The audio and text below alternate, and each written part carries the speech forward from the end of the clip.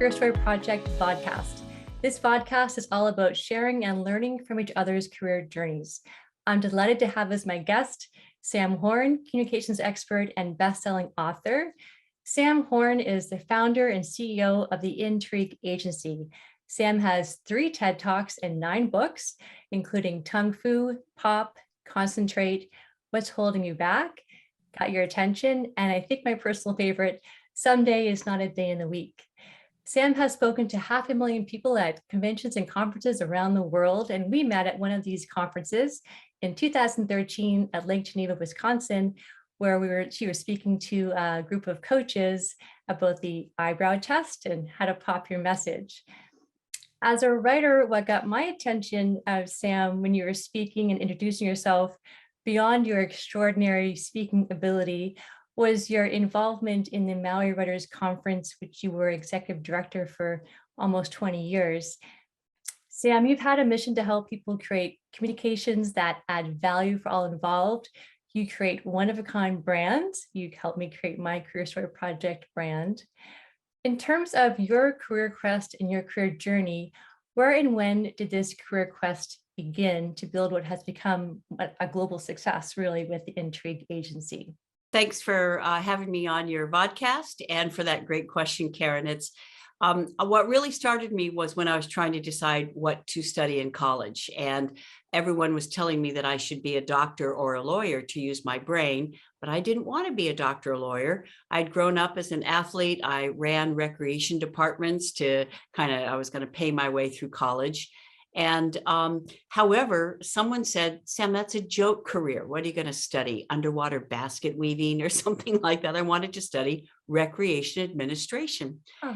And I'm so grateful for my dad because he gave me this quote from W.H. Murray. It's often attributed to Goethe. And it talks about how boldness has genius in it, that Providence cannot act on our behalf when we're vacillating.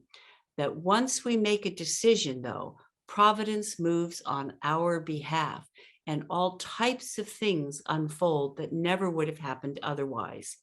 And I decided at the young age of 18 to bet on myself and my belief that I could Katharine Graham my career. Katharine Graham said, to do what you love and feel that it matters, how could anything be more fun?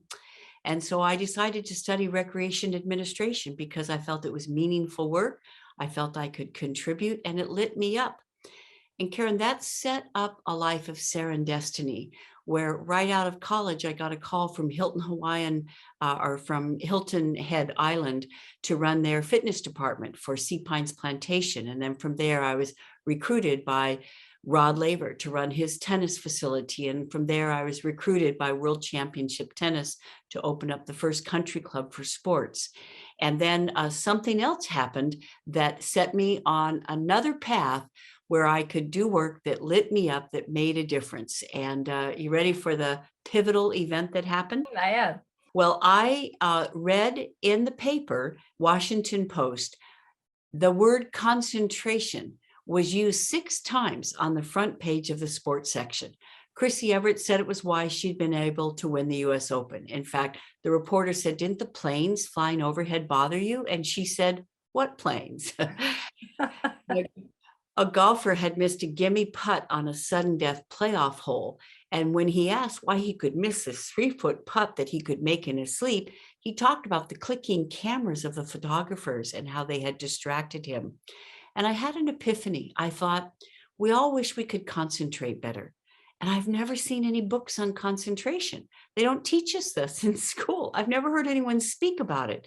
And I decided that I was going to study this topic and put together a public workshop on how we could concentrate at work, at home, in sports. And 16 people came up at the end of that workshop, asked if I would speak at their convention or for their corporation. That launched my speaking career. Wow.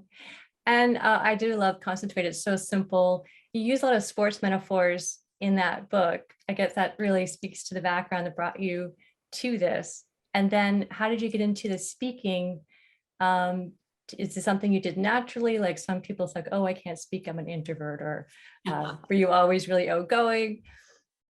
Another wonderful question. And I promise my mom played a role in this as well. It's just my dad was head of ag education for the state of California. This meant for the 4-H and FFA clubs. And FFA is really big into public speaking because they know you can be a brilliant farmer. However, if you can't speak in public, you're putting a ceiling on your career. So I was selected, it's a very small town that I grew up, more horses than people, to be the valedictorian for my 8th grade class. Now, this is definitely a big deal in a small town, big fish, small pond. And so I studied and I put together this presentation and I gave it to my dad and I asked what he thought.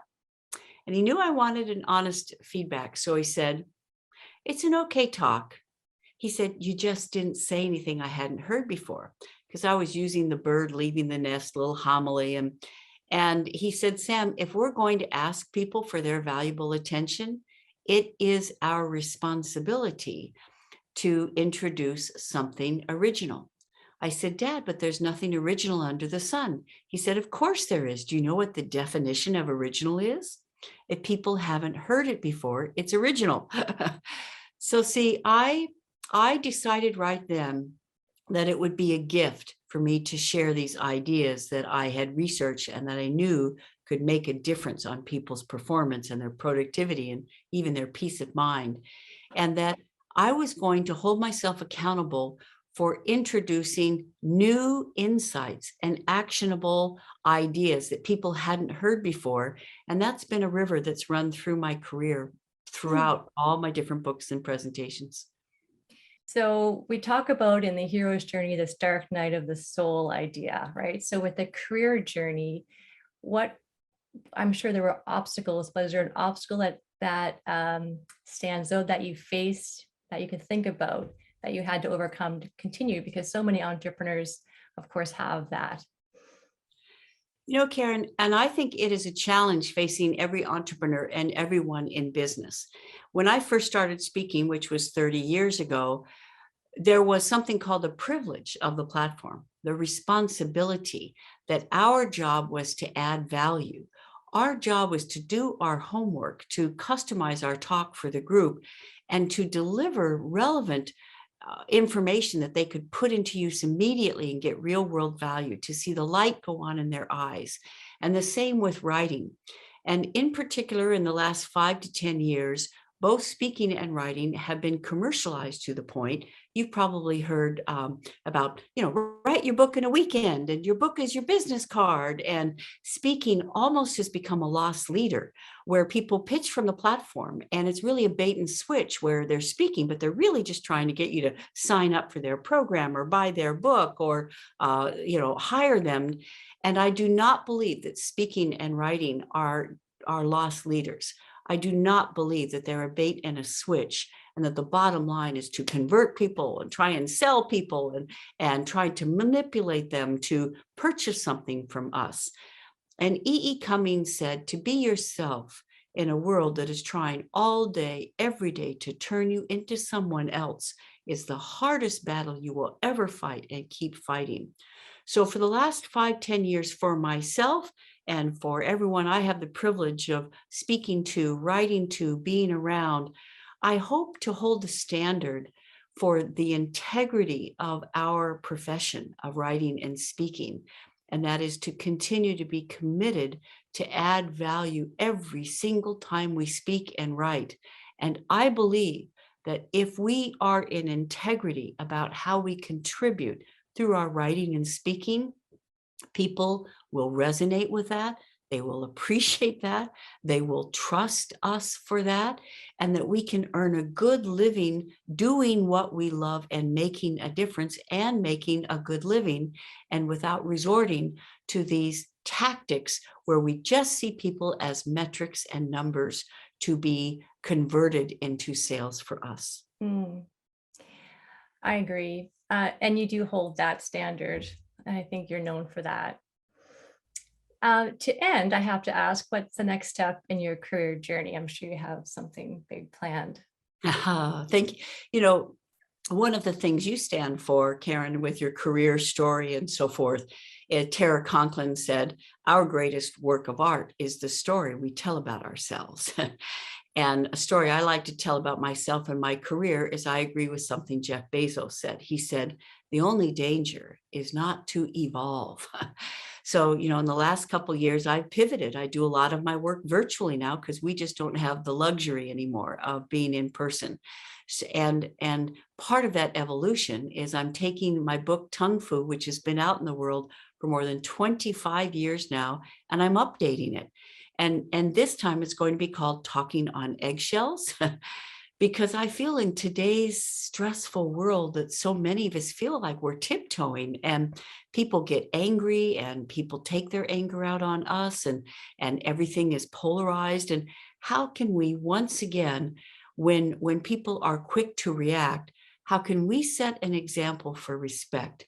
How can we go first and treat people with human decency and dignity in the hopes that they will respond in kind? So that's a project I'm working on now, and I am really excited about it. Oh, that's going to be amazing. Well, thank you so much for being my guest. It's been a pleasure and a privilege working with you, and I can't wait to have your next book in my hands. Thanks so much. And kudos to you for planting this seed in people to think of their career as a hero's journey and to think about their quest. And when they encounter adversity, as they will, how will they continue to believe in their quest in the desert of their dream, so that when they look back at their life and career, they'll be proud of what they accomplished and how they've made a difference, which is the purpose of the hero's journey and the career story, right?